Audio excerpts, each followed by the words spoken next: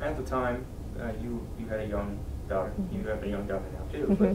But at the time, you had a young daughter, and you were trying to balance being a mom with, being a stripper. Mm-hmm. Do you think you were successful in at least shielding her a little bit from that, or do you think that's sort of? I think I was initially. I did my best to separate the dark of the life that I was living from the light that I had with her. And so she did not know for years what I had done or what I was doing for a living. So I think that initially I did a pretty good job of that.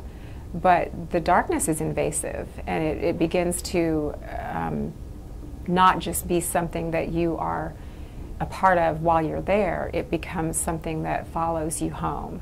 And so in the end, no, I did not.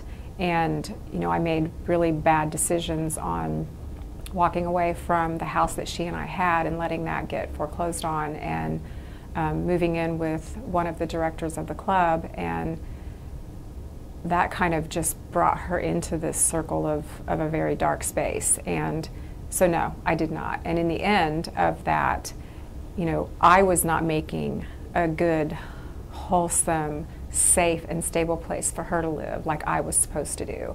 And her dad was, and he was remarried, and they had a child. And so she wanted to live with him because I was no longer providing a place for her that was happy. And I let her go live with him. And she was gone for years, and that was truly one of the most difficult things that I've ever done. Excuse me, was watching her, putting her in the car and buckling her in and watching her drive away and collapsing in the snow when she was out of sight, and knowing years later that she looked back to see if I was still there, and she thought I'd gone inside, and I hadn't. I had fallen onto the ground.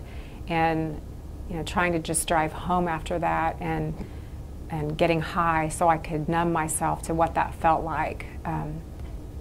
It's a big failure as a mom, to not provide a place for your daughter and to not make her feel safe. And I had put my own needs in front of hers, and I had allowed my own brokenness to break her.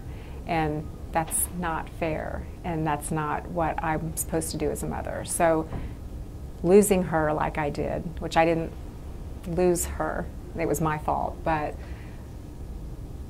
was truly the most unbelievable hard things that I've ever gone through. And it would have killed me if I wanted to die, actually, but I was still able to see her. And so my love for her, as odd as it looked at the time, kept me breathing.